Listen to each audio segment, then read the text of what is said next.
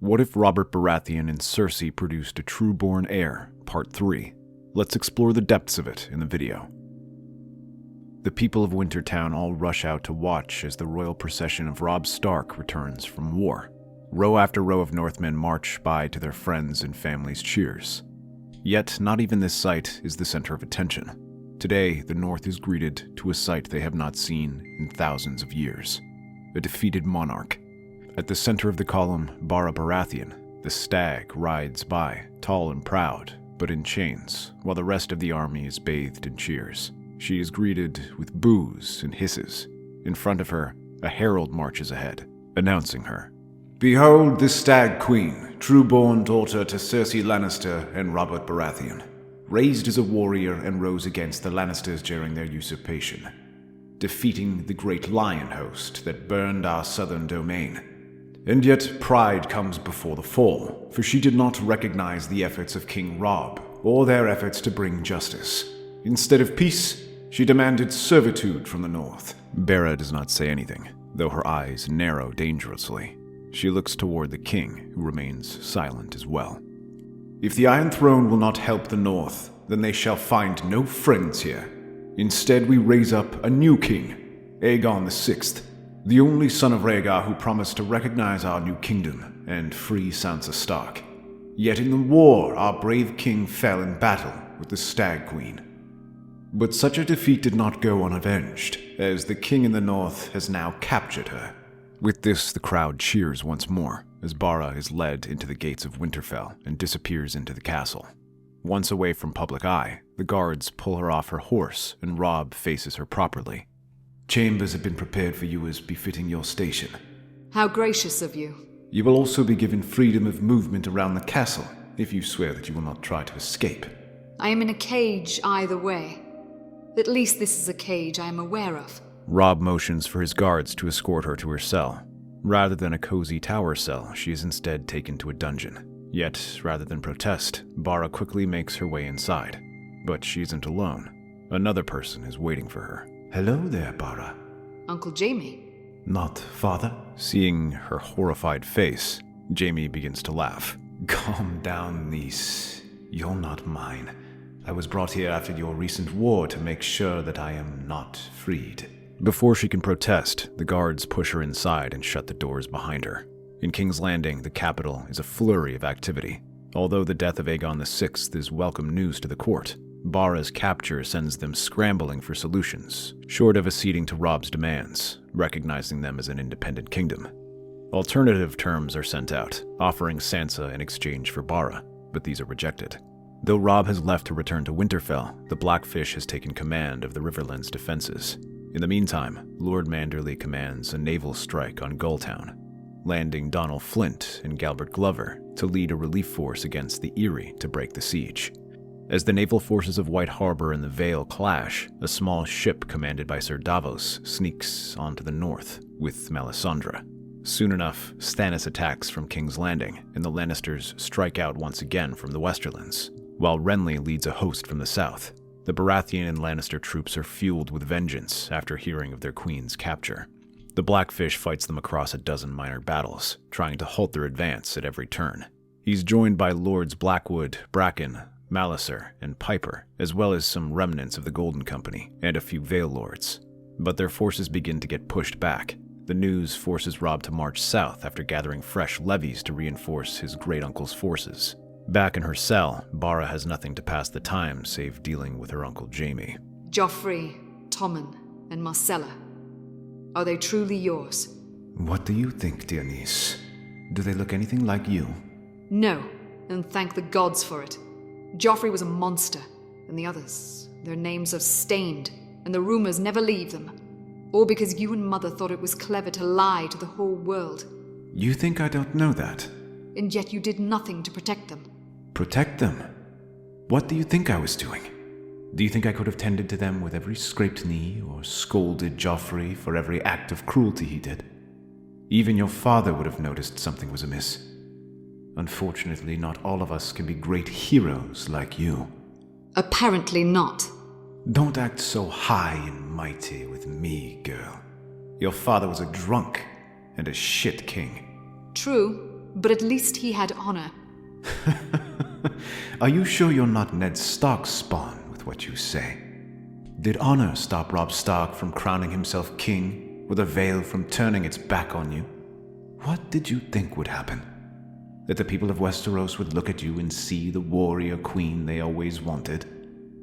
But they didn't, did they? Barra's hands curl into fists. Ask any of them, and they'll tell you what they were doing was honorable. They would say they were obeying their liege lords, dig up some slight against you and your house, or that Lannister blood taints you. And who is to question them otherwise? Who decides what is honorable and what is not? The gods? If so, they have been silent. No, it is only men and what men perceive. For a moment there is silence between the two. Barra stares down at her boots in silence. A part of her wants to deny it, to defend her father, and to curse Jaime, but she cannot bring herself to do it. A bitter taste, isn't it? Finding out you weren't the hero of this story after all. They will not accept you, not unless you make them, or simply let them freeze when winter comes. It makes no difference to me. You know, I once heard my father say that he was grateful to have your family by his side. He was drunk then, but he said he would never be able to sit the Iron Throne if it wasn't for you, doing what the heroes couldn't do. Suddenly a sharp cry echoes down the stone chamber, followed by the clash of steel. Jaime lifts his head, alert. Before either of them can react, a shadow snuffs out the torches, its dark blade slicing through the bars as the figure looks at them. His features remain distorted, but Barra could have sworn that it looked like Stannis. The figure doesn't speak, instead beckoning her to follow. Barra hesitates only for a moment before stepping forward. Whatever's happening outside, it's her best chance. She turns back to Jaime, raising a brow. Are you coming? You can stomach a Lannister's presence on your dashing escape? I traveled down the moon with Uncle Tyrion. I think I can do the same with you.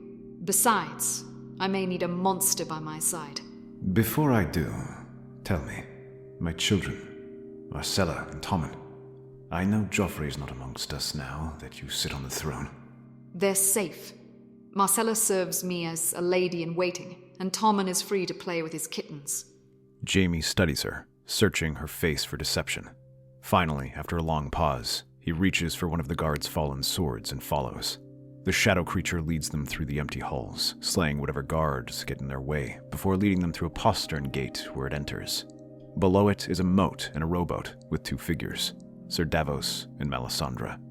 The two offer her a smile as Davos rows them to safety. The four ride out of Wintertown, leaving the Stark castle behind them. With Barra and Sir Jaime now in their custody, nothing is holding the Baratheons and Lannisters back from crushing this rebellion. Yet this plan all goes awry with the arrival of a storm. It rages across the narrow sea, turning the water into a torrent, throwing Davos's ship around as rain slams against his face. The old knight shouts at his men, trying to maintain order as he battles against the winds.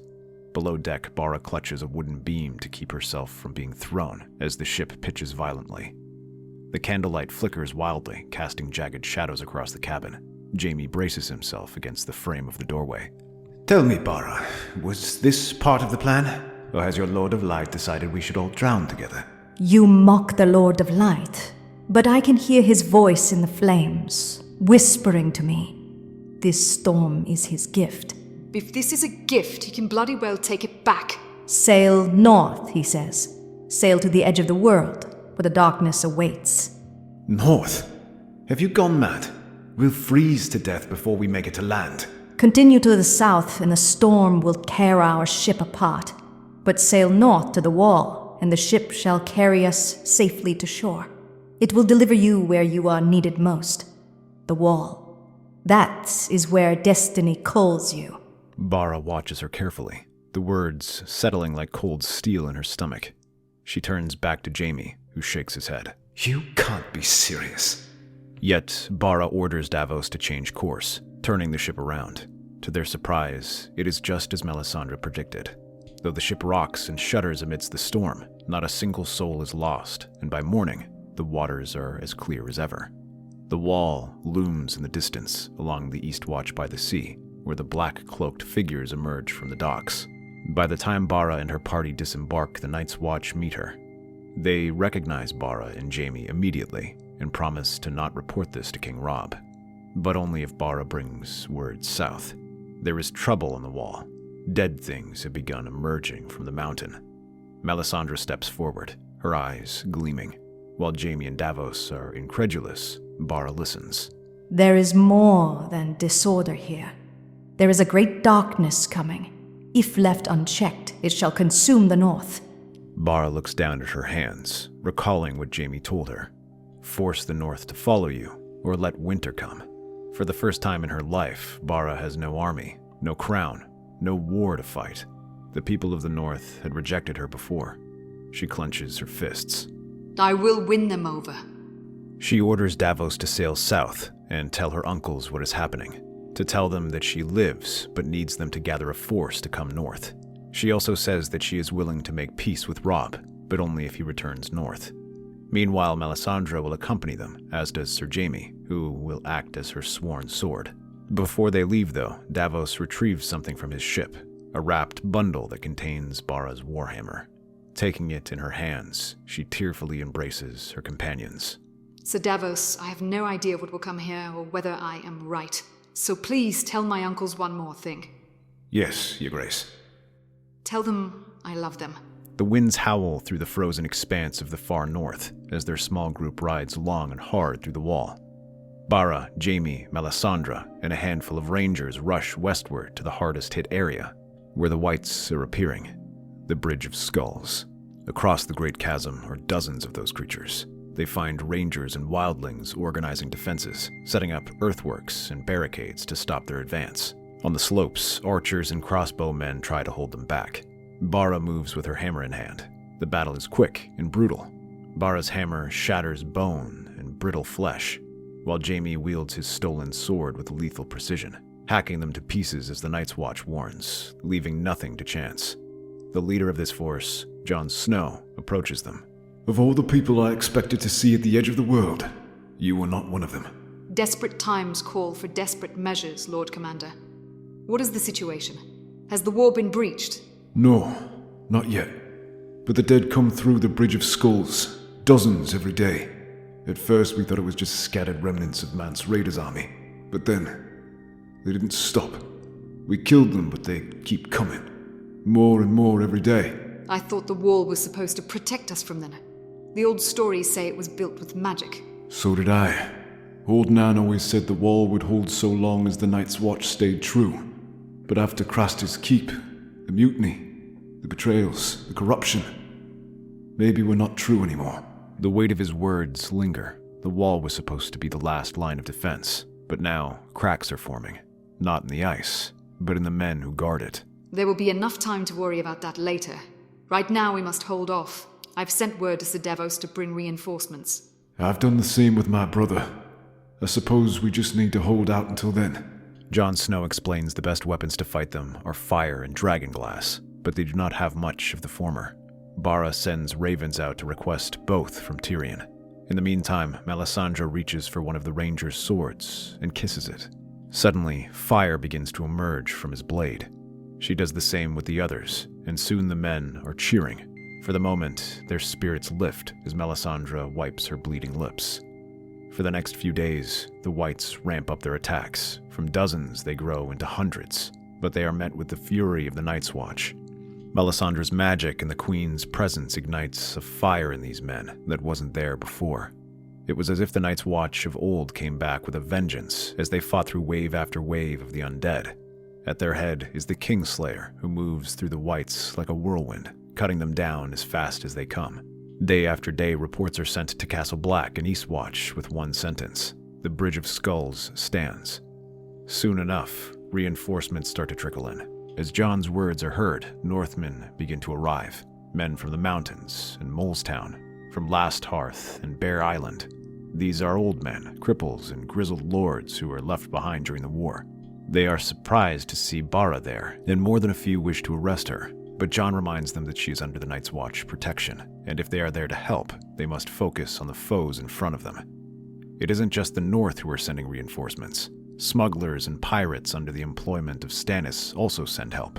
dragonglass, and wildfire to arm the Night's Watch. Many reluctantly agree, turning their swords to the bridge as the nights grow colder and the days grow more violent. Rather than slow down, the attacks only seem to increase in intensity. From hundreds, the whites now grow into thousands, as the magic is fading too vast. Every night, Melisandre prays to the Lord of Light, looking into the flames for any signs, but each time she sees the same thing, the Shadow Tower going up in flames. On the 10th day, the whites attack in force, smashing into them in a massive assault that leaves their position on the Bridge of Skulls untenable. This time, the attacks are led by several White Walkers, who slaughter most of the defenders. One of them nearly kills Barra as it drives its sword into her side, but she's saved by Jon Snow, who beheads it with Longclaw. He calls for a retreat as they pour back into the Shadow Tower, leaving the White Walkers to gain a foothold south of the wall. The night is thick with frost, the air so cold that each breath burns in their lungs. The Shadow Tower trembles under the relentless assault. Barra stands at the barricade, her grip tightening around her warhammer. The men beside her, brothers of the Night Watch and Northmen, fight desperately against the endless tide of the dead. Arrows fly, steel rings against ice, but the enemy does not fall like living men. Whites swarm the defenders, clawing, biting, overwhelming them in sheer numbers.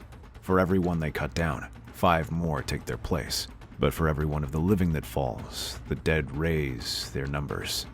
The magic has gone too far. The wall is failing. Then we have to go.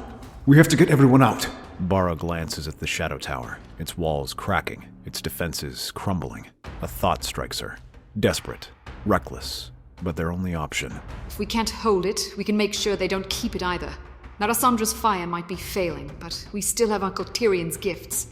The wildfire. The plan is set in motion within moments. Jon leads the effort, guiding men through the tunnels beneath the tower, where the barrels are kept. Melisandre helps while Jaime and Barra protect them. They place wildfire in the supports, right at the very foundation, but also within the castle itself. The green liquid glows ominously in the dark, pulsing like a living thing. Their remaining forces stream out of the castle towards the road. The last of them is Jon, Barra, and Jaime, who ride out, leaving Melisandre alone there. A gift to the Lord of Light. A single spark ignites the wildfire. The explosion rips through the night, a column of green fire swallowing the tower whole. The heat is blinding, the roar deafening. The whites caught inside are incinerated instantly, their bodies reduced to nothing but ash. But the debris falls on them like a rain of 1,000 flames, adding to the chaos. For a moment, it seems like they've stemmed the tide. And then, from the ruined gates, the White Walkers emerge. Not just from the Bridge of Skulls, but from the gates of the wall. The ground quakes as the army of the dead pours forth, thousands of whites following in their wake. The Shadow Tower is gone, but the enemy is not. Fall back! Retreat to the Queen's Crown! They flee into the frozen night, their numbers dwindling with every mile. Wounded men collapse, too exhausted or too cold to continue. By the time they reach Queen's Crown, they are barely a fighting force. Castle Black emptied its garrisons to help them, but they soon find themselves under siege. And then, the horn sounds. Once. Twice. A third time. At first, they think it is another trick, another cruel reminder that the wall no longer holds. But then, banners appear through the trees. The dire wolf of House Stark, the flayed man of the Boltons, the mailed fist of Glover, the Manderly Merman, the trout of House Tully, the Frey's twin towers, and the eagle of Lannister. 10,000 men march toward the battlefield, led by Robb Stark himself. The battle is short but decisive. The Northmen charge, cutting through the whites with fire and steel, pushing them back just long enough to secure a retreat. When the fighting is done, Robb stands before the battered survivors of the Shadow Tower, his eyes locking onto Barra's. I suppose I should thank you. Suppose you should. The battle rages on, the night air thick with the clash of steel and the roars of men fighting against the endless tide of the dead. Whites climb over one another, their sheer numbers making it impossible to hold a solid line. Their eyes burn with cold fire. Their limbs are unnatural and unyielding even when cleaved apart. The Northmen and the remnants of the Night's Watch fight desperately, but their numbers dwindle with each passing moment. Barra swings her warhammer with all her strength, shattering bones and caving in skulls. Through the chaos, Robb Stark fights his way to her side, slashing through a white and kicking its corpse away before turning to her. In his hand is a blade she knows too well, Blackfire. In the few moments of peace, the two monarchs find time to discuss what happened. Your hand agreed to a ceasefire. The war is over, at least for now. You had something to do with that. He wouldn't have stopped it if I was still in chains. He would have fought you for the last man to get me back. I sent him a raven telling him I was safe. Safe? A bit of an exaggeration. But you were here. Why? Why not leave the North to its fate? How could I claim to be queen if I had damned in by people? Thank you for staying. The horn sounds again, this time from the south.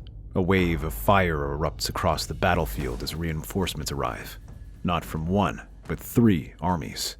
Tyrion Lannister directing Lannister and Westerland soldiers, their siege weapons hurling wildfire into the undead horde. Great plumes of fire spread across the undead ranks, buying them time to escape and regroup.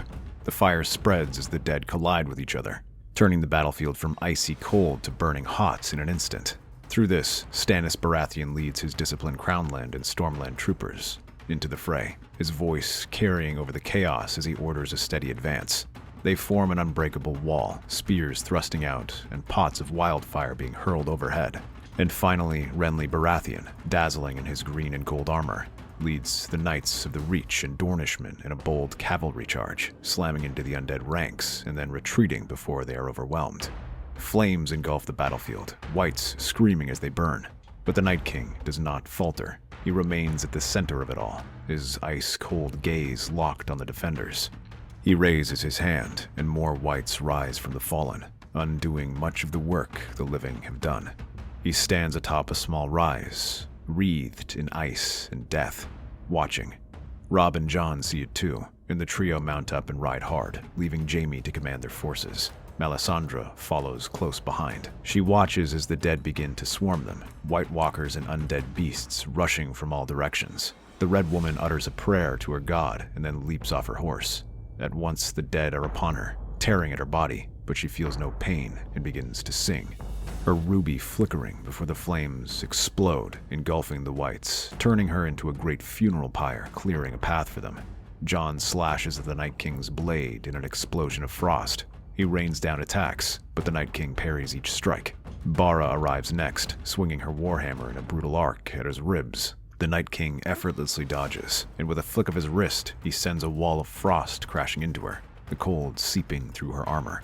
Robb attacks next, driving his blade toward the Night King's chest. But the ancient being catches the blade mid-strike, letting out a shaking wail from their blades.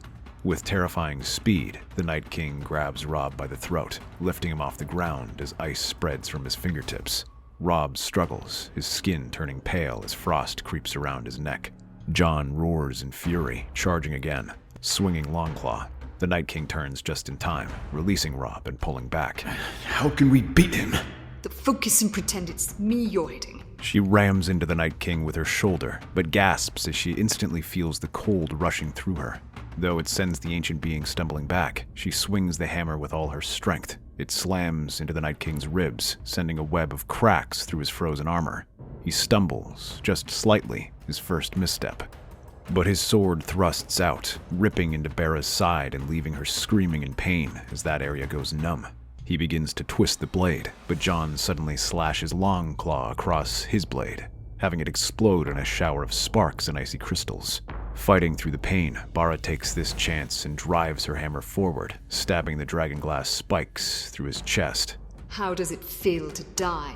The Night King's eyes go wide as Robb swings Blackfire and decapitates him. For the first time, the Night King staggers. The moment he falls, the dead collapse. Thousands of whites drop lifelessly to the ground, no longer bound by the magic that animates them. The White Walkers crumble into ice and dust, their ancient will erased in an instant. Jon Snow staggers, his breath ragged. Robb drops to his knees, exhausted beyond words. Barra lets the warhammer slip from her fingers, her breath visible in the freezing air. The war is over. The living have won. After that, all sides agree that neither one is in any shape to fight a war, so instead, a peace deal is forged. To unify the realm, a marriage pact is agreed upon with Robb Stark and Barra Baratheon, uniting the two fractured kingdoms. That's our theory. Westeros is a land filled with exciting stories and possibilities, and we love exploring them. If you want to accompany us on this journey across the Seven Kingdoms and beyond, then please like, share, and subscribe to our channel.